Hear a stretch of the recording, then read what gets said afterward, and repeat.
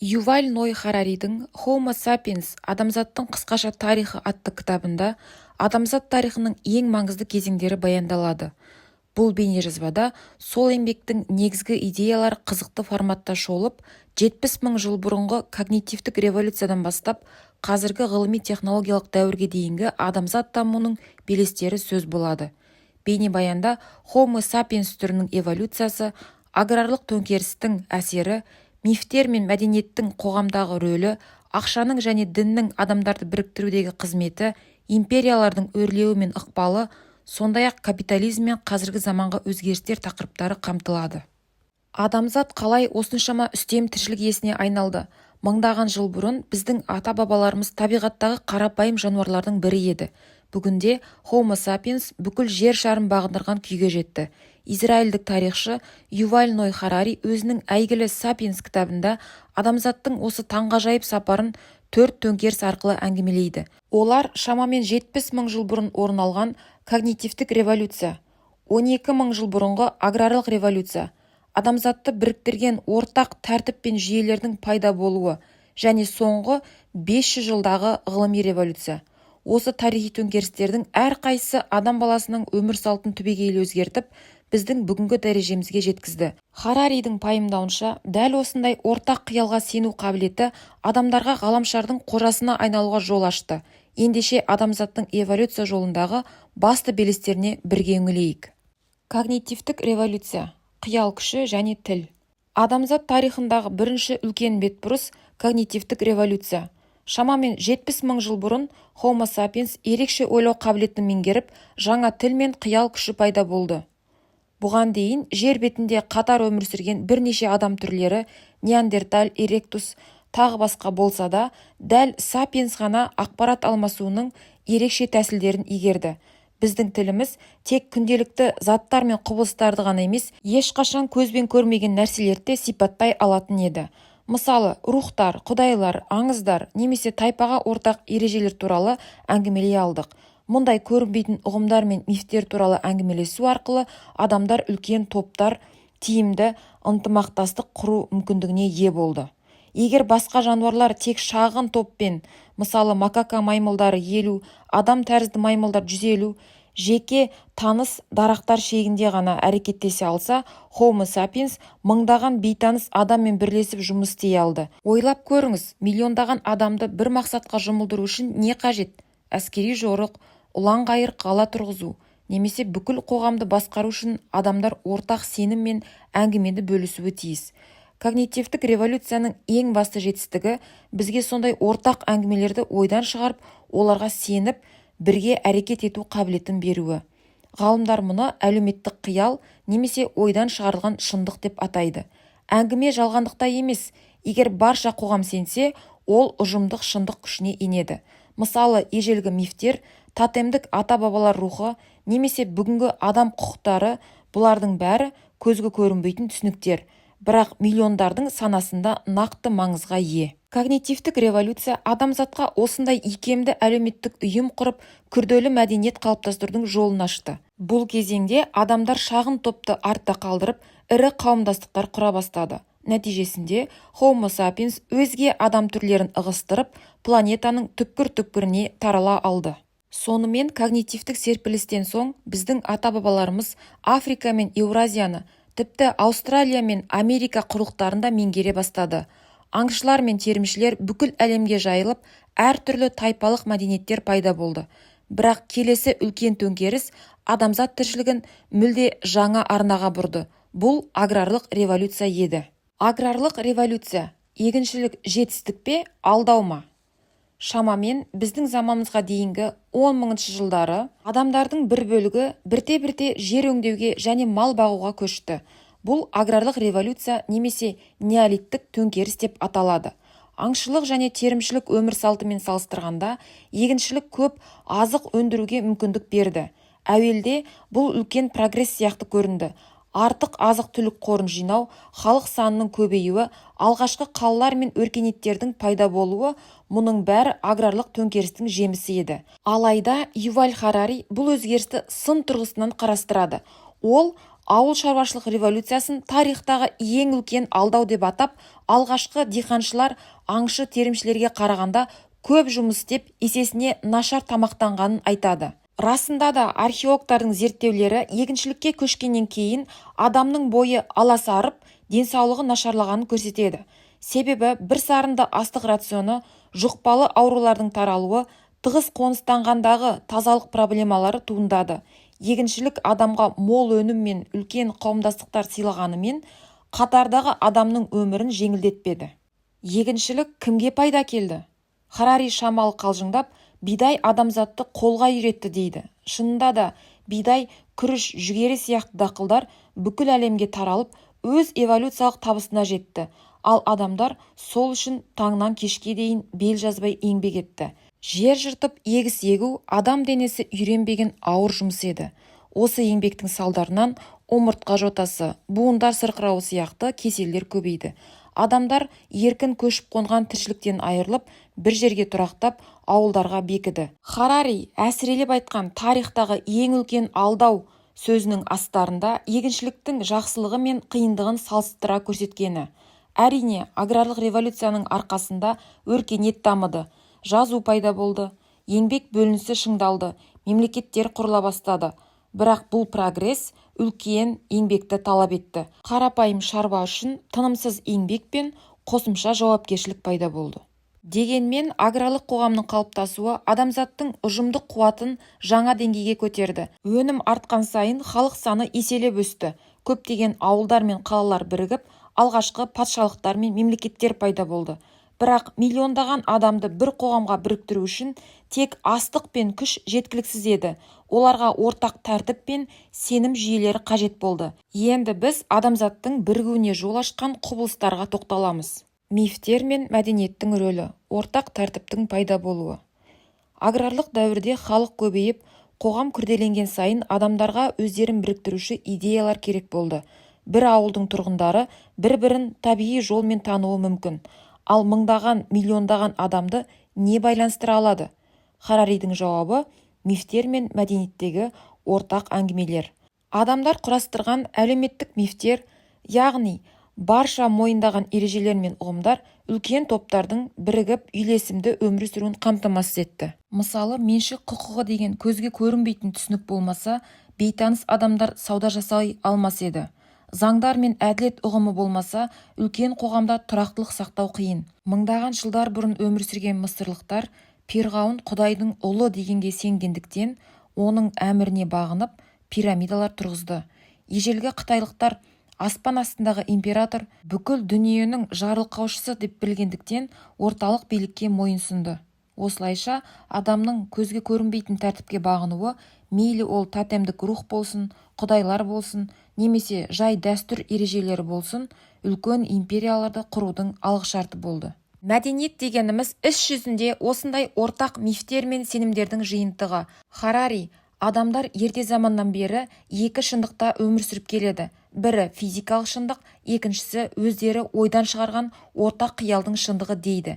Біз үшін орман, өзен, тау сияқты нақты табиғи нәрселер қандай шын болса, рухани құндылықтар мен әлеуметтік қағидалар да сондай нақты. Мәдениет ұрпақтан ұрпаққа жалғасып, өзгеріп, ойдан шығарған шындықтарды жаңартып отырды. Мысалы, бір заманғы ру тәңірлерінің орнына кейін көп құдайлы діндер келді. Одан соң бір құдайға негізделген әлемдік діндер шықты. Әр мәдени революция өткен дәуірдің мифтік негіздерін пайдалана отырып, жаңа үйлесім құрды. Ортақ мифтер адамдарды тек біріктіріп қана қойған жоқ, оларға мақсат пен мағына берді. Адамдар ғибадатханалар салып, соғысқа аттанып, заң жүйесін құрып, егін екті. Мұның бәрін жоғары сенім арқасында атқарды. Біреулер мұны Құдай жолы десе, енді біреулер империяның ұлылығы, ата-баба аруағы, немесе болашақ ұрпақ қамы дейді. Бірақ түптеп келгенде, мұның бәрі ортақ идеялар үшін құрбандық жасау мүмкіндігін тудырды. Мәдениет күшінің құпиясы миллиондаған адамдарды бір арман мен өмір сүруге баулауында жатыр. Ақша мен дін, ұжымдық сенімнің ұлы құралдары. Адамзаттың бірігуіне қызмет еткен ең қуатты ойдан шығарылған институттардың екеуі ақша және дін. Бұлар мүлде өзгеше нәрселер болып көрінгенімен, Харари екеуін де адамдардың ұжымдық сеніміне негізделген құбылыстар деп сипаттайды. Ақша нағыз интеллектуалдық жаңалық. Ол өзінен еш құндылығы жоқ түрлі металл, қағаз немесе цифрлар түрінде көрінеді. Бірақ адамдардың ортақ сенімі арқасында ақша әмбебап айырбас құралына айналды. Миллиондаған бейтаныс адамдар ақшаға сену арқылы бір-бірімен сауда жасайды, қызметтес болады. Бүгінгі дүниедегі ақшаның 90%-дан астамы тек электронды жазба күйінде, яғни тек саналар мен компьютерлердегі ақпарат ретінде өмір сүреді. Дегенмен жұрттың бәрі ақшаға сенеді, өйткені басқа адамдар да оған сенетініне күмәнданбайды. Әркімге ақша керек, өйткені бәрі де оған мұқтаж деп есептейміз деген сөз осыны білдіреді. Осылайша ақша адамзат тарихындағы ең бейтарап, кең таралған сенім жүйесіне айналды. Діні, тілі бөлек адамдар да ақша арқылы ортақ тіл табыса алады. Дін де миллиардтарды біріктірген ортақ сенім жүйесі. Харари дінді адамзаттың ұлы біріктірушісі деп атайды. Ауыл шаруашылық төңкерісі жаңа діни көзқарастардың тууына түрткі болды. Егіншілік пен өлім-жітім құбылыстарын түсіндіретін мифологиялар қажет еді. Ежелгі қоғамдар негізінен көп құдайлы болды. Әр құбылысқа әр құдай жауапты деп санады. Кейінірек иудаизм, христиандық, ислам секілді бір құдайлы діндер шықты. Бір құдайға табыну моральдық, заңдық жүйелерді бір ізге түсіріп, империялар ішінде біртұтас тәртіп орнықтырды. Дегенмен, Харари бір құдайлы діндердің де көптеп келгенде бұрынғы көп құдайлы сенімдерге ұқсайтынын атап өтеді. Мысалы, христиандықтағы әртүрлі әулиелер мен періштелер пантеондағы кіші құдайлардың рөлін атқарады десе де болады. Діннің негізгі миссиясы адамдарға ортақ этикалық нормалар беру және сол нормаларды құдайлық беделмен бекіту. Мыңдаған адам бір құдайдың құлымыз деп сенгендіктен бір-біріне туыс, бауыр саналып, үлкен қауымдастықты құра алады. Ортақ діни сенімнің күшімен крес жорықтары жасалып, мәдениеттер тоғысып, алып храмдар бой көтерді. Дін адамдарға өмірдің мағынасы туралы түсінік беріп, қиындыққа төзудің ғаламат қуатын сыйлады.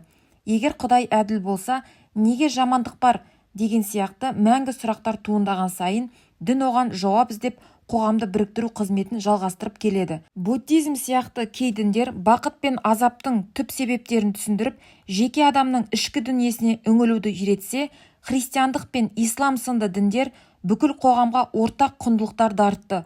Қалай болғанда да, дін институты мыңдаған жылдар бойы әртүрлі халықты ортақ өркениеттік арнаға бағыттап, адамзат тарихының ажырамас бөлігіне айналды. Империялар бірігу жолындағы империялық кеңею. Адамзат санын көбейтіп, ортақ мифтер мен институттарды қалыптастырған соң, тарихтағы келесі қадам империялардың пайда болуы еді. Империя деп Харари түрлі халықтар мен жерлерді бір орталыққа бағындырған үлкен саяси бірліктерді атайды. Соңғы 2500 жылдағы адамзат саясатының басым формасы империялар болды. Мысалы, Рим, Қытай, Осман, Мысыр, Британ сияқты империялар орасан зор аумақтарды билеп төстеді.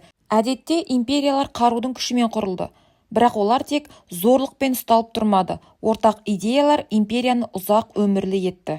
Империялар адамзатқа әркелкі мәдениеттерді жақындастыру міндетін атқарды. Жаулап алушылар өз тәртібін орнатқанымен жергілікті халықпен араласып, жаңа синтез мәдениеттер қалыптасты. Мысалы, ежелгі Рим империясы грек мәдениетін бойына сіңіріп, кейін Еуропаға таратып жіберді. Мұсылман империялары ежелгі ғылым мен білімді жинақтап, түрлі халықтарға жеткізді. Империя құлағанымен оның мәдени ізі халықтардың санасында қала берді. Бүгінгі көптеген ұлттардың өз мәдениеті деп жүргеннің көбі бір замандардағы империялар қалыптастырған немесе таратып берген мәдениет. Мысалы, біздің еліміздегі жыл санау, жазу, дін тәрізді мәдени элементтері түрлі империялық ықпалдар арқылы келгені тарихтан белгілі. Әрине, империялар әділдік әкелді деп айта алмаймыз. Олар талай теңсіздікке себеп болды. Дегенмен тарихтың ирониясы дәл сол империялар адамзатты бір-біріне жақындатып, ғаламдық өркениетке жол салды. Алыс елдер арасындағы сауда, технология алмасуы, тілдердің таралуы империялық кеңею нәтижесінде мүмкін болды. Хараридің айтуынша, уақыт өте біртұтас жаһандық қоғам қалыптасуы заңды еді. Бүгінде жер жүзінің әр түкпірі ортақ халықаралық жүйелерге тартылған мемлекеттердің шекарасы болғанымен, ғаламдық нарық, ғаламдық мәдениет үрдісі бар.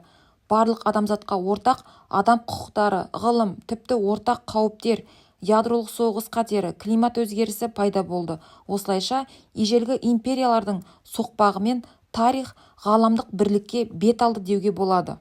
Ғылыми революция, білім, күш. 17 ғасырдан бастау алған ғылыми революция адамзат тарихын тағы бір шешуші бұрылыспен өзгертті. Бұрын адамдар дүниенің сырын дін мен дәстүр арқылы түсіндірсе, енді Еуропада жаңа көзқарас туды. Әлемді эксперимент арқылы танып білу және білімді жүйелі ғылымға айналдыру. Ғылымның ең басты ерекшелігі өз білмейтінін мойындау және сұрақ қою мәдениеті. Харари атап өтеді, бұрынғы мәдениеттерде басты ақиқаттар белгілі деп саналып, күмән келтіруге болмайтын. Ал ғылым дәуірі керісінше, біз көп нәрсені білмейміз, жауабын іздеуіміз керек деген ұстанымға сүйенді. Осы жаңаша ойлау қысқа уақыт ішінде таңғажайып жаңалықтар ашып, адамзаттың күш-қуатын еселеп арттырды. Ғылыми революция әсіресе ұлы географиялық ашулардан басталды деуге болады. Еуропалық саяхатшылар Колумб, Магеллан заманында белгісіз жерлерді зерттеп, жаңа континенттерге аяқ басты. Оларды мұндай қатерлі сапарларға итермелеген не? Хараридің айтуынша, бұл білмегенді танып білуге деген құмарлық пен даңқ іздеу идеологиясы еді. Еуропалықтар жаңа білім мен байлық үшін мұхит асып, өзге өркениеттерді бағындырды. Ғылым мен империя қол ұстаса ілгеріледі. География, ботаника, зоология сияқты ғалымдар отаршылықпен бірге дамыды. Ал отаршыл державалар ғылыми жаңалықтарды өз үстемдігін күшейтуге пайдаланды. 17-18 ғасырларда физика, химия, биология салаларында төңкеріс жасап, адамзат табиғаттың көптеген құпиясын ашты. Бумен жүретін машина, электр қуаты, вакциналар, мұның бәрі ғылымның сыйы. Ғылымның арқасында адам саны күрт өсті, экономика бұрын-соңды болмаған қарқынмен өрледі. Өнеркәсіптік революция 18-19 ғасыр өндірісті механикаландырып, жанармай қуатын игеріп, қоғамның барлық қырын өзгертті. Егер 1000 жыл бұрын 1 миллион адам бір жылда өндіретін өнім көлемі мардымсыз өссе, қазір бір ғана зауыт санаулы күнде бұрынғының жылдық өнімін шығаруға қауқарлы. Харари атап өткендей, капитализмнің және ғылым жетістіктерінің қосындысы жан басына шаққанда өндірісті шексіз ұлғайтты. Ғылым адамзатқа табиғаттан бұрын-соңды болмаған үстемдік берді. Біз қуатты қарулар, шексіз энергия көздерін, ғарыштық технологияларды ойлап таптық. 20 ғасырда ғылымның арқасында адамзат айға қонып атомды бөлек алды. Бірақ бұл күшпен бірге жаңа сұрақтар туды.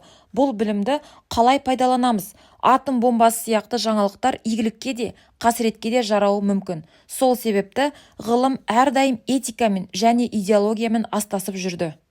Капитализм және қазіргі заманғы өзгерістер, болашаққа бет алыс. Ғылыми прогресс экономикалық жүйені де өзгертті. Капитализм пайда табу және инвестиция арқылы экономика өседі деген сенімге негізделген жүйе. Соңғы бірнеше ғасырда жаһандық үстем жүйеге айналды. Капитализмнің басты қағидасы экономикалық өсім. Егер бұрын дәстүрлі қоғамдарда өндіріс көлемі ғасырлар бойы аса өзгермесе, капитализм пайда болған соң өндіріс экспоненциалды түрде артты. Оның құпиясы несие мен инвестиция тетіктері. Болашақта экономика өсе береді деген сенім банктерге қарыз бергіздірді. Кәсіпкерлерге жаңашыл жобаларға ақша салғызды. Харари бұны капитализм діні деп те бейнелейді. Қалай дінде жұмаққа сенсек, мұнда болашақтағы өсімге сенеміз дейді. Мұндай сенім ақталды да, қазіргі заманда орташа адамның өмір сүру ұзақтығы, денсаулығы, тұтыну мүмкіндіктері бұрынғы дәуірлермен салыстырғанда әлде қайда жақсарды. Мысалы, 1914 жыл мен 2014 жыл салыстырғанда адам өмірінің ұзақтығы айтарлықтай өсті. Бала өлімі азайды, тамақтану деңгейі жоғарылады. Қазіргі заман ғылым мен капитализмнің тығыз байланысқан дәуірі. Техникалық жаңалықтар тұрмысты жеңілдетіп, әлемнің түкпір-түкпірін байланыстырды. Біз ғаламдық экономиканың бөлшегіне айналдық. Сонымен бірге, адамзат бұрын-соңды болмаған бейбіт кезеңді де бастан кешіруде. Статистикаға көз салсақ, бүгінгі күні соғыстан гөрі автокөлік апатынан немесе өз-өзіне қол жұмсаудан қаза табатындар көп. Ядролық қарудың қорқынышы ірі державаларды тікелей қақтығыстан тежейді. ал сауданың өзара тиімділігі соғыстан гөрі бейбіт өмірді құнды етеді. Әрине, әр жерде жанжалдар бар, бірақ жаһандық тұрғыда соңғы ғасырлармен салыстырғанда адамзат әлде қайда тыныш дәурен кешуде. Алайда, бұл прогресс жаңа саудалар мен сын қатерлер туындатты. Ғылыми-техникалық өрлеу адам табиғатын өзгертуге мүмкіндік беріп отыр. Гендік инженерия, робототехника, жасанды интеллект секілді салалар адамды биологиялық шектеулерінен босатуы мүмкін. Харари: 4 миллиард жыл бойы өмір эволюция заңдарына бағынды. Ал қазір адамзат өмірді өз ақыл-ойының жобасы бойынша қайта жасауда, деп жазады. Расында қазірдің өзінде адам баласы бұрын өлімге душар ететін талай ауруларды жеңді, тұрмысты автоматтандырды, тіпті болашақта қартаюды да тоқтатудың жолын іздеуде. Homo sapiens енді өзіне құдайдың рөлін алып, жаңа тіршіліктерді бағдарламалай алатын шекке жақындап келеді. Ендеше адамзат болашағы не болмақ? Біз осы қарқынмен кете берсек, бүгінгі адам мен болашақ адамнан кейінгі тіршілік иесінің арасы жер мен көктей айырмашылықта болары хақ. Харари бізге ерекше сұрақ қояды. Біз неге қол жеткіземізден бұрын, біз шынымен нені қалағанымызды қалаймыз деп ойлауымыз керек дейді. Яғни, технология талғамымызды қайта қаласа, болашақта біз нені қалауымыз керек? Бұл сұрақтың жауабын адамзат әлі тапқан жоқ. Қорытынды: 20 минуттық саяхатымыздың соңында біз Homo sapiens тарихының ұлы тарауларын шолып өттік. Когнитивтік революция бізге қиял күшін сыйлап, бірігуімізге жол ашты. Аграрлық революция өркениеттің негізін қалады. Бірақ оның игілігімен бірге ауыртпалығы да болды. Мифтер мен мәдениет, ақша мен дін адамдарды ортақ тәртіпке жұмылдырды. Миллиондаған жанды бір ниетке байлады. Империялар өркендеп, түрлі халықтарды тоғыстырды. Ақыры барша адамзат бір жаһандық арнаға түсті. Ғылым мен капитализм жылдам өркендеп, бізге бұрын қол жетпес күшпен молшылық әкелді. Алайда осы қуатпен бірге үлкен жауапкершілік те жүреді. Адамзат өз болашағын өзі айқындай алатын деңгейге жетті. Сапиенс кітабында Юваль Харари бізге бір жағынан мақтан ететін, бір жағынан ойландыратын тарихты көрсетеді. Бүгінгі қол жеткізген жетістіктеріміз сансыз ұрпақтың жинаған тәжірибесі мен сенімінің нәтижесі. Енді алдағы сұрақ: осы алған бағытымызбен қайда барамыз? Адам өзін жаңадан қалыптастыра алса, адамзаттың жаңа тарихы қалай жазылмақ? Бұл сұрақтың жауабы келер ұрпақтың еншісінде. Біз өткенімізді түсіне отырып, болашағымызға саналы қадам жасай алсақ, Харари кітабы алға тартқан ең басты тағылым міне осында деп түйіндейміз.